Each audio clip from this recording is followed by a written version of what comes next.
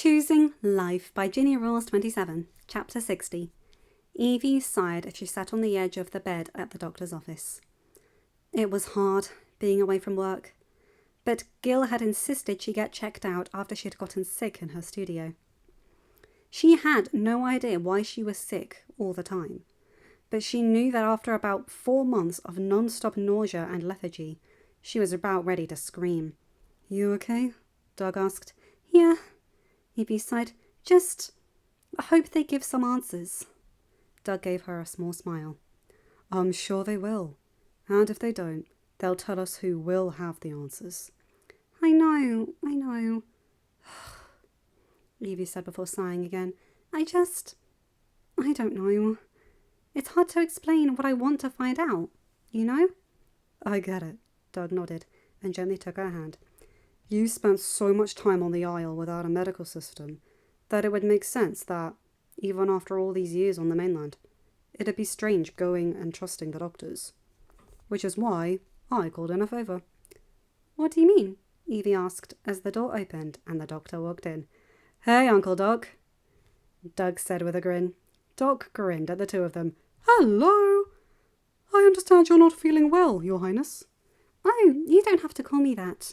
Your family, Evie said. Snow, as a wedding present, had gifted Evie the title of Princess of the Summerlands, as was her right as her stepsister.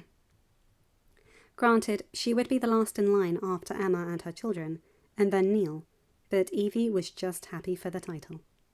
Plus, if she was honest, a small, petty side of her relished in being called a Your Highness, even though it had been years since her first day in Auradon, where Audrey had so graciously informed her that she had no royal status in Auradon.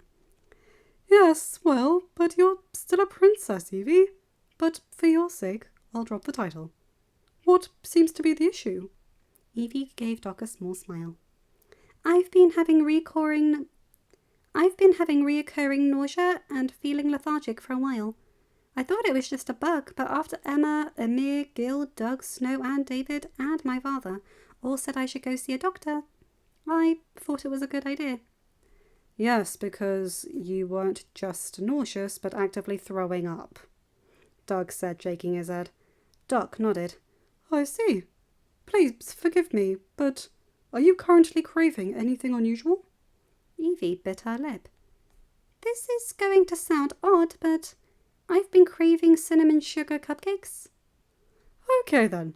Why don't I draw some blood for some tests and get you something for the nausea, and then get you a cupcake? Doug nodded. Doug, can I see you for a moment? Doug nodded, and the uncle and nephew pair walked out of the room.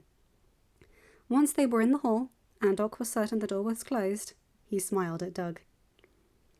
What is it? Do we have to be worried? Doug asked. Doug, I am certain you have nothing to worry about, Doc said.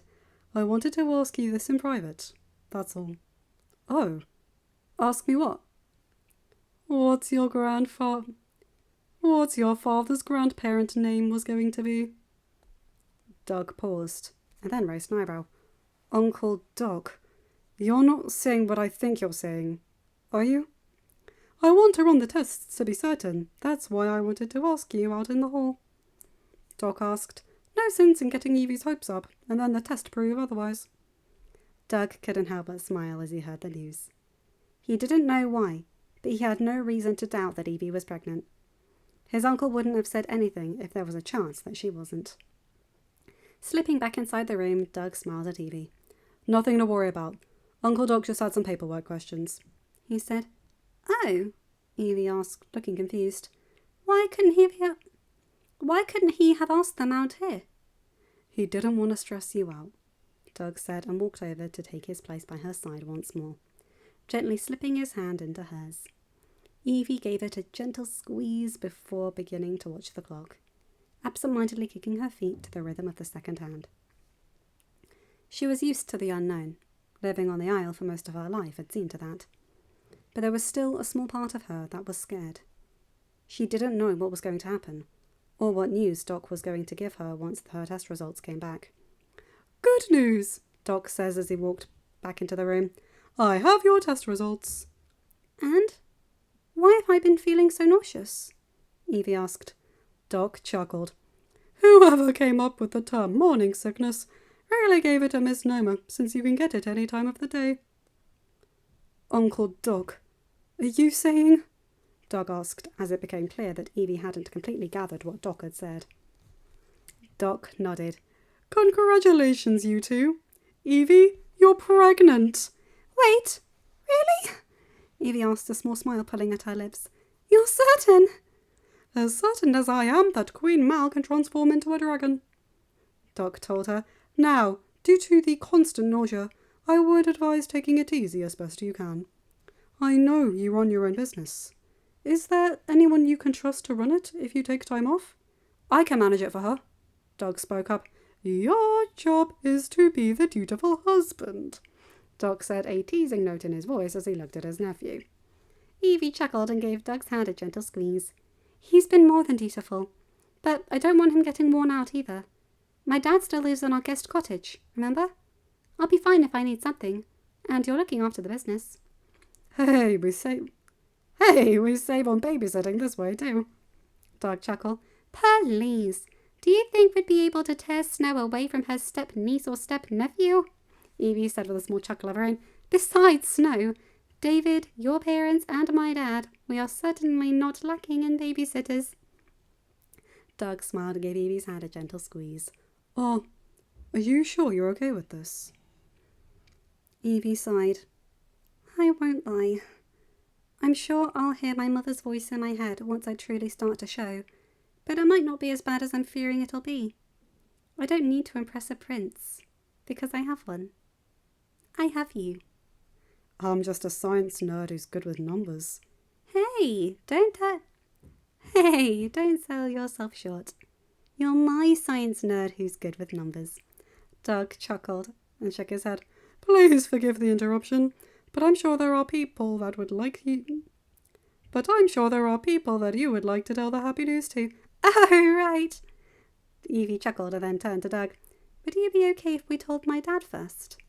I would be surprised if you didn't insist on it, Doug told her. Come on, he's going to be over the moon when he hears. Evie smiled, and the two of them made their way out of the doctor's office and back home. Doc had thankfully prescribed some medication for the non-stop nausea, and had insisted Evie take a dose right then and there before they left, which Evie was extremely thankful for. It was nice to get a reprieve from the nausea, especially because not being nauseous made it easier to enjoy the cupcake Doc had given for her.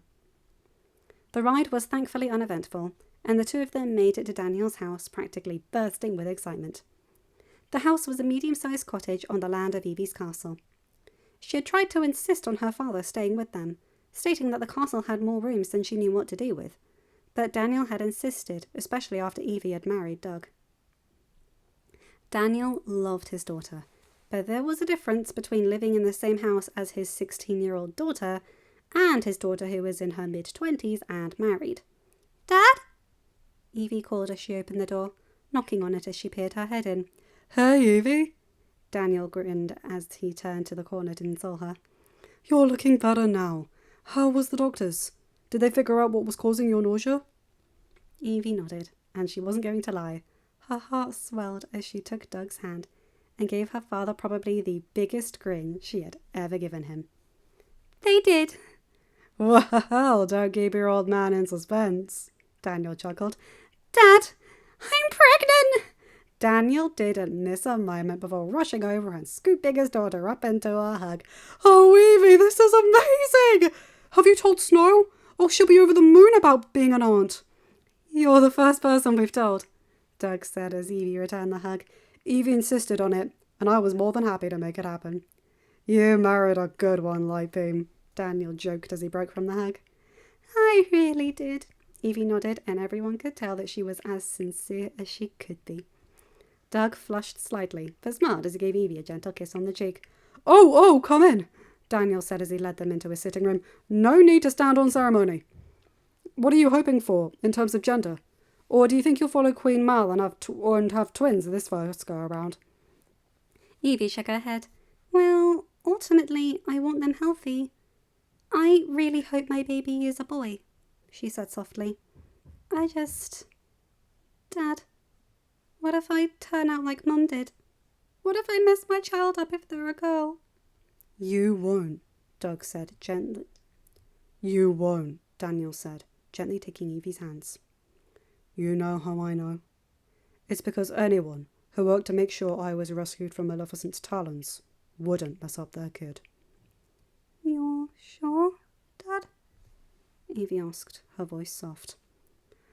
Let me ask you this. Did you mess up Evie? Did you mess up Dizzy? Daniel asked. Evie shook her head. No, I could never. Dizzy's so innocent. It would be a crime to mess her up so badly she constantly worried about her looks. So why would you mess up your own child? Daniel asked, and Evie bit her lip. I'm guessing it would have been easier with Dizzy, since she wasn't around you all the time? I'm guessing it would have been easier with Dizzy, since she wasn't around you all the time? Doug offered. But, Evie, you're forgetting one thing. You're one of the most kind, most generous people I've ever met. The only thing you're likely to teach our child is how to be like you. Here's right, Daniel nodded. Boy or girl, the only thing I know you'll teach them is how to be as amazing as you are, Evie. Evie gave her father a small smile. Thanks, Dad, she said softly. So, who have you all told? Daniel said. You're the first one, sir, Doug said as he led Evie to a chair. Evie wanted to tell you first, and I wasn't about to argue with her. Doug, you know I could have gotten myself here, Evie said with a small chuckle.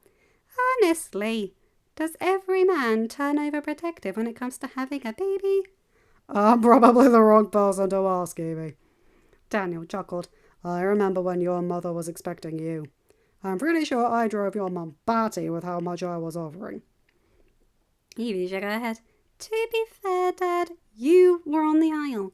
I can understand you hovering over Mum. Daniel smiled and gently took Evie's hand. You excited? I am, Evie nodded. I didn't expect it to be so soon, but I am excited. So soon? Evie, you're in your mid-20s, Daniel said, shaking his head. Evie chuckled and shook her head. I just thought I'd be able to grow Evie 4 hearts a bit more before I had a child. She said, Evie, I say this with love, but if you expand any more, you won't have any competition left, Doug told her. So far, Mary and Jacques are the only ones who can compete with you, and that's just because Charmington trades off with using your dresses and theirs. He has a point, Evie, Daniel said with a loving smile. For right now, I think the only expanding you need to worry about is the expanding of your family. Unless you want to be a workaholic like Ben is, Doug said, giving his wife a teasing smile. Evie shook her head and chuckled. Okay, I get the point. But then what do I focus on? Focus on being pampered and spoiled, Doug told her. I can call my cousins, and we can set up the nursery with your dad while you and Snow go and buy baby clothes. Doug, we don't even know if the baby's a boy or a girl. They make gender-neutral baby clothes. Daniel chuckled and shook his head in amusement.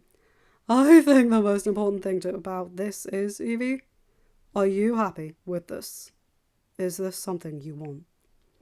Evie nodded. It is. I want to expand my business so any kids I had would have a secure future. But I think Doug's right. There's not much more I can expand. And I don't think Kitty, Lucy or Alexandria would forgive me if I put Mary and Jacques out of business. But I truly am happy.